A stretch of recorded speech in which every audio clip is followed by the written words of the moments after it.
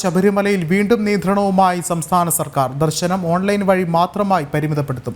80,000 പേർക്ക് മാത്രമായി ഒരു ദിവസം ദർശനം പരിമിതപ്പെടുത്തും. ഒപ്പം തന്നെ മുഖ്യമന്ത്രിയുടെ നേതൃത്വത്തിൽ ചേർന്ന യോഗത്തിലാണ് ഇത് സംബന്ധിച്ചൊരു തീരുമാനവും ഉണ്ടാകുന്നത്. അഖിൽ പാലോട്ട് മഠം ചേർന്നുണ്ട്. അഖിൽ, എന്താണ് ഏറ്റവും പുതിയ വിവരങ്ങൾ?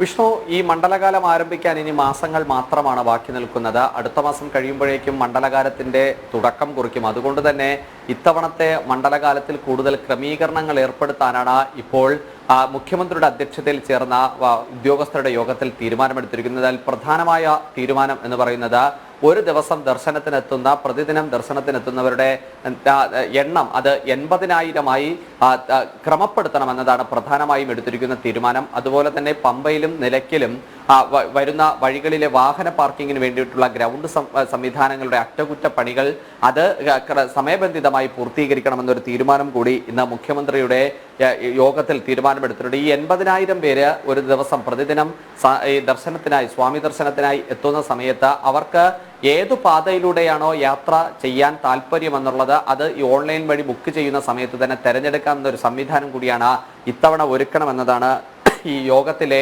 പ്രധാനപ്പെട്ട മറ്റൊരു തീരുമാനം. അതായത് വെർച്വൽ ക്യൂ ബുക്കിംഗ് സമയത്ത് തന്നെ യാത്രാ വഴി തിരഞ്ഞെടുക്കാനുള്ള അവസരമൊരുക്കും. അതുവഴി തീർത്ഥാടകർക്ക് തിരക്ക് കുറഞ്ഞ വഴി യാത്രയ്ക്കായി തിരഞ്ഞെടുക്കാൻ കഴിയുമെന്നതാണ് ഈ യോഗത്തിൽ ഉള്ള വിലയിരുത്തൽ. കാനനപാതയിൽ ഭക്തർക്ക് ആവശ്യമായ സൗകര്യങ്ങൾ ഒരുക്കുന്നതിലേക്ക് വേണ്ടിയിട്ടുള്ള സജ്ജീകരണങ്ങളും ദേവസ്വം ബോർഡിന്റെയും സർക്കാരിന്റെയും ഭാഗത്ത് നിന്ന് ഉണ്ടാകും എന്നതാണ് ഇപ്പോൾ ഈ യോഗത്തിന്റെ വിലയിരുത്തലായി നമുക്ക് മനസ്സിലാക്കാൻ സാധിക്കുന്നത്. യോഗത്തിൽ ദേവസ്വം ബോർഡ് മന്ത്രി VN വാസവൻ, അതുപോലെ chief secretary Sharada Muralidharan, police മേധാവി DGP, അതുപോലെ തന്നെ ADGP Manoj Abraham, S Sreejith, Devaswom special secretary Anupama, Pathanamthitta ജില്ലാ collector, Devaswom board president PS പ്രശാന്തും മറ്റു ദേവസ്വം ഉദ്യോഗസ്ഥരും ഒക്കെ തന്നെ യോഗത്തിൽ പങ്കെടുത്തു എന്നതാണ് നമുക്ക് മനസ്സിലാക്കാൻ കഴിയുന്നത്. എന്തായാലും 80,000 പേരുടെ ഈ ക്രമപ്പെടുത്തുന്ന സമയത്ത് അത് ആദ്യം ബുക്ക് ചെയ്യുന്ന ആൾക്കാർക്ക് മാത്രമായി എത്തുന്ന സമയത്തുള്ള ഏതെങ്കിലും തരത്തിലുള്ള ബുദ്ധിമുട്ടുകൾ ഉണ്ടാകുമോ എന്നുള്ളത് ഈ മണ്ഡലകാലത്ത് തന്നെ അറിയേണ്ടി വരും. കാരണം കഴിഞ്ഞ മണ്ഡലകാലത്തിൽ നിലയ്ക്കലും പമ്പയിലും എരുമേലിയിലും ഒക്കെ ഉണ്ടായ വലിയ തിരക്കുണ്ടായിരുന്നു. ആ തിരക്കിന്റെ സ്വാഭാവികമായി ചില പ്രശ്നങ്ങളിലേക്ക് തന്നെ പോകുന്നുണ്ടായിരുന്നു. സൗകര്യം ഒരുക്കുന്നതിൽ വലിയ വീഴ്ച ഉണ്ടാകുന്ന ഒരു സാഹചര്യം ഉണ്ടായിരുന്നു. KSRTC വാഹനങ്ങളിൽ പോലും ബസ്സുകളിൽ പോലും അയ്യപ്പ ഭക്തർ ഇടിച്ചു കയറി പോകേണ്ട ഒരു സാഹചര്യം ഉണ്ടായിരുന്നു. അതെല്ലാം വലിയ പ്രതിഷേധത്തിന് തന്നെ ഉള്ള വഴിയൊരുക്കിയിരുന്നു. കഴിഞ്ഞ 2-3 മണ്ഡലകാലങ്ങളായി ശബരിമലയിൽ ഉണ്ടാകുന്ന ഇത്തരത്തിലുള്ള ബുദ്ധിമുട്ടുകൾ മനസ്സിലാക്കി അത് പരിഹരിക്കുക എന്നുള്ള ലക്ഷ്യത്തോടു കൂടിയാണ് ഇത്തവണ വേഗത്തിൽ നടപടിക്രമങ്ങൾ പൂർത്തീകരിക്കണമെന്ന് സർക്കാർ തീരുമാനമെടുത്തിരിക്കുന്നത്. വിഷ്ണു, അഖിൽ, ഒരുപക്ഷെ അത്തരത്തിലാണ് സർക്കാരിൻ്റെ ഒരു ഉദ്ദേശമെങ്കിൽ പോലും ഇപ്പോൾ ഉണ്ടാകുന്ന ഈ ഒരു തീരുമാനം ശരിക്കും പറഞ്ഞാൽ ഭക്തരെ അത് ബുദ്ധിമുട്ടിക്കുന്ന തരത്തിലേക്ക് മാറുമെന്നുള്ളൊരു കാര്യത്തിൽ തന്നെയല്ലേ കൊണ്ടെത്തിക്കുക. കാരണം നമുക്കറിയാം, നിലവിൽ പരമ്പരാഗതമായി ഇത്തരത്തിൽ മാലയിട്ട മല ചവിട്ടുന്ന ആളുകൾ പോലും ചില ആളുകൾ അല്ലെങ്കിൽ അത്തരത്തിൽ ചില പേർക്ക് ഈ ഓൺലൈൻ സംവിധാനത്തെക്കുറിച്ച് പോലും കൃത്യമായ അറിവില്ലാത്ത ആളുകൾ ആണെങ്കിൽ പോലും അവർക്കും ഇത് കൂടുതലായി ഒരു ബുദ്ധിമുട്ട് തന്നെയല്ലേ ഉണ്ടാക്കുക.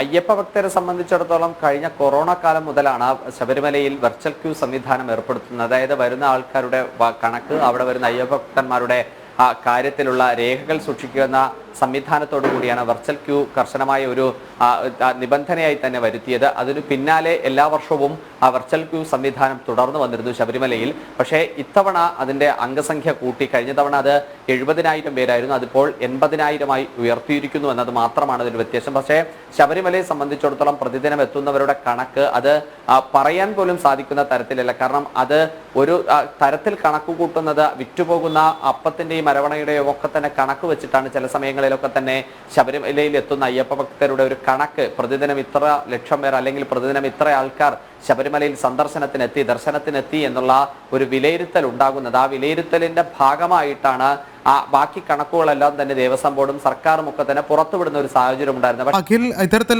ഹിന്ദു ഐക്യവേദി മുഖ്യ രക്ഷാധികാരി KP ശശികല ടീച്ചർ അവർ പറഞ്ഞതുപോലെ തന്നെ കൃത്യമായൊരു ചർച്ചകൾ ഇവിടെ ഉണ്ടാകുന്നില്ല. ഒരു കൃത്യമായൊരു തീരുമാനം എടുക്കുന്നതിന് മുമ്പ് അത് ബന്ധപ്പെട്ടവരുമായി അല്ലെങ്കിൽ ഒരുപക്ഷെ ഹൈന്ദവ സംഘടനകളെ കൂടി ഉപയോഗപ്പെടുത്തിക്കൊണ്ട് കൃത്യമായൊരു ചർച്ചകൾ ഉണ്ടാകണം. അതിൻ്റെ കൂടുതൽ കാര്യക്ഷമമായ ഉപയോഗം അല്ലെങ്കിൽ അതിൻ്റെ ഒരു തീരുമാനം എത്രത്തോളം ഫലവത്താകുമെന്നുള്ളൊരു കാര്യം തന്നെ മുൻകൂട്ടി ചർച്ചകളിലൂടെ തീരുമാനിക്കേണ്ടതുണ്ട്. അത്തരത്തിൽ പറഞ്ഞു കഴിഞ്ഞാൽ കൃത്യമായൊരു ഏകോപനമില്ലായ്മ കൂടി ഈ ഒരു സർക്കാരിൻ്റെ തീരുമാനത്തിൽ ഉണ്ടെന്ന് വേണ്ടേ നമ്മൾ കരുതാൻ?